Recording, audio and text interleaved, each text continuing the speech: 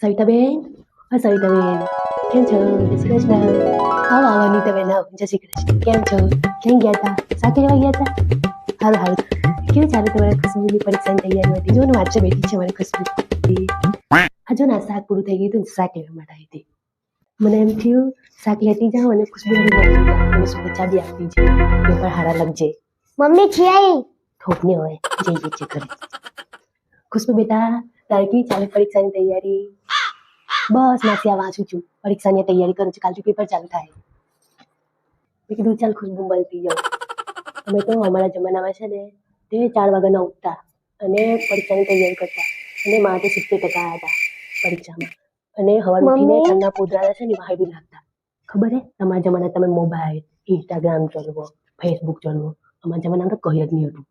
ખબર હે ખાવાના બી ઠેકાણા નહીં હતા અને પરીક્ષા આપવા જતા હતા. તો સવિતાબેન ક્યાં ગયા? હા એ જ ઉભા.